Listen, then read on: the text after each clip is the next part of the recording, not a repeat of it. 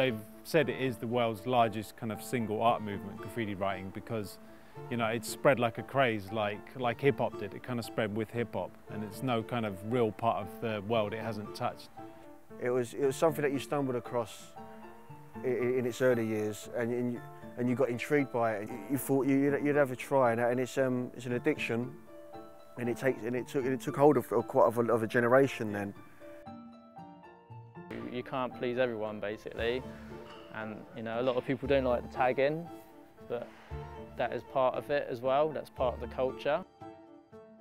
What's good about graffiti is that you can be individual and you can just keep at it and find your own spaces and do your own thing. It's for your own aspirations and your own achievement. There's a lot of different views on it. I think the people who don't like it are going to speak out more than the people who do like it or aren't too fussed about it. It just completely changed my life. I remember not going to bed, just spending the whole night just looking through all these incredible people that were working on the street. There's nothing better than sort of spending like 5 hours on a piece and just having it big.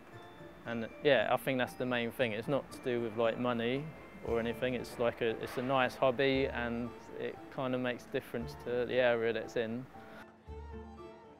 They weren't having to deal with galleries that said no, or things that people would like. They were doing what they loved and just kind of putting it out there, not to an audience of people in a white box, but just to anybody who would see it. Painting on the street, it's just a massive canvas. To me, it's like an advertisement of your work. I think it would brighten up a lot of cities if they took a certain approach to it.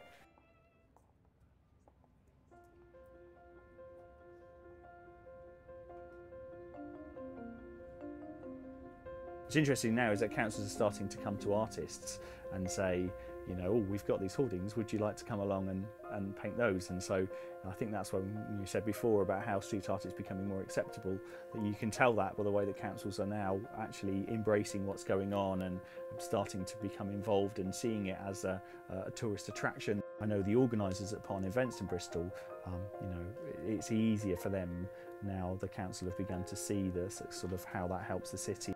You get guide leaders with umbrellas and walking street art tools around, daily with people with their cameras, and that can only bring tourism into an area as well. So it's that kind of balance between councils not wanting to look like their area is degenerating, but actually the art being regeneration and helping to make it cool or help it to bring some money in, I suppose.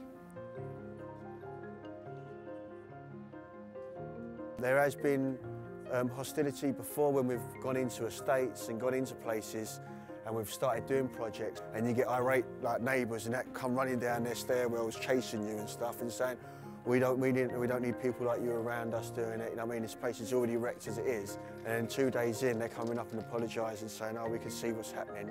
It's much better than what was before. And it gets young people talking to other generations, older people. It gets different nationalities, different ethnic backgrounds and stuff like that, especially within the city. They all start talking and that. We've been on estates before where no neighbours talk to each other, and because we've done an art project and that, they're talking about what they can do next and what their community group can do next and that.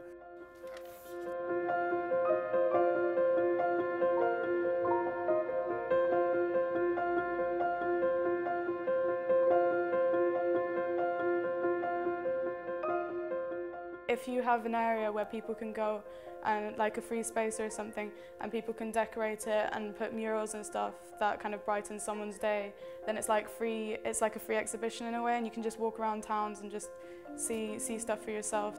Like I'd hope it to be like a good reaction and try to make sure that my work's not offensive and is like pleasing, like visually pleasing, and also something that isn't going to provoke people to get angry at the fact that it's there, but to just kind of like maybe change their view on street art. A lot of modern art now kind of is influenced by street art. It's almost like it's gone full circle, where in the past people were against street art and then it kind of filters through into like the modern art, so it's almost like the two have gotten closer together. Recently I was in the city of Prague, and Yeah, they have all these brilliant sculptures and ornate architecture from hundreds of years, so I was taking pictures of that, but also down the streets there's all this beautiful modern graffiti. I think in cities it kind of suits the environment and it shows the city's very vibrant and alive.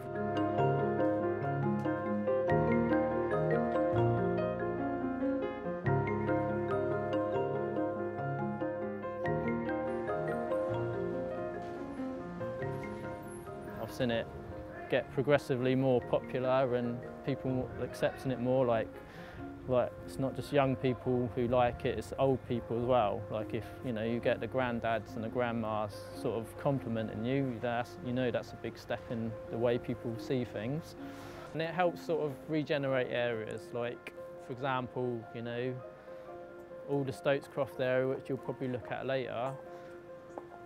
Like all the graffiti artists and street artists took that area over and we sort of added a splash of colour to the area. And so now the council is pumping more money into the area. It's become like I think they've labelled it as like a art cultural centre of Bristol. When you're painting, you do get people like stare at it for a good couple of minutes, and sometimes it's kind of hard to get someone's attention for that long. So if you do, I think that's a good thing.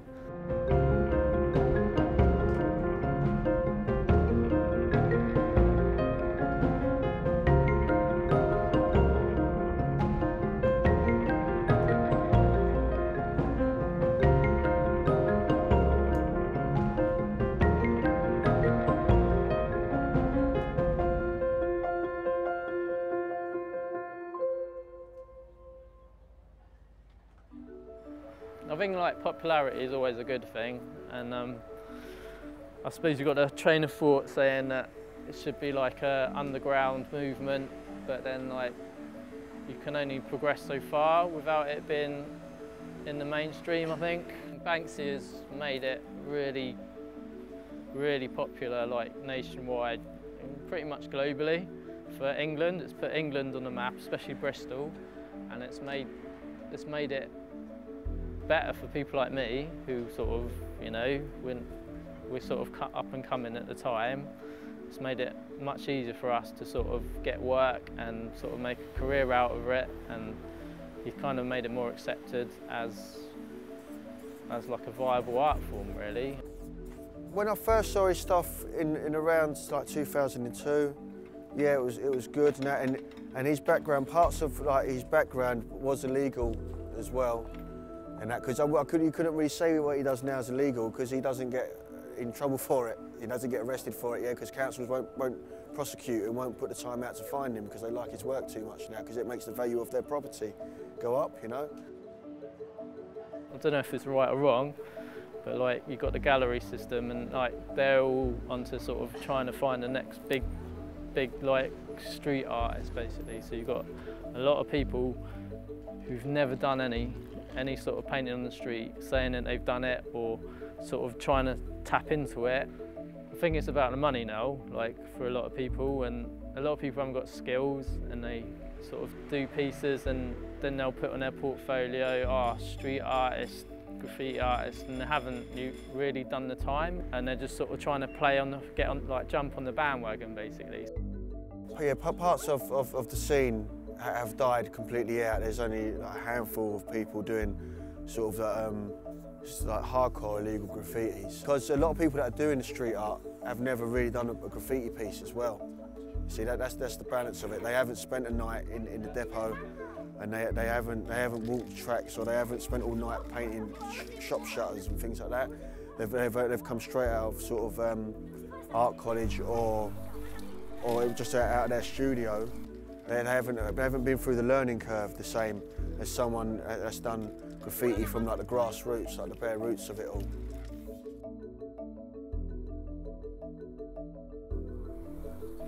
It kind of made street art seem like something that's profitable to some people and that you can actually sell the stuff, and then it's also kind of like responding to like mass consumerism as well in a way. So I guess that has probably led it to be more accepted as an art, but it kind of is bad because I don't think street art should be in like the super commercial side of things. Like I think it should also stick to its kind of like underground basis, because otherwise it could get ruined, because the beauty of it is that people tend to do it just like for expressing themselves, and they don't have this kind of like, am I going to make money out of this thing, which could potentially like have an effect on it.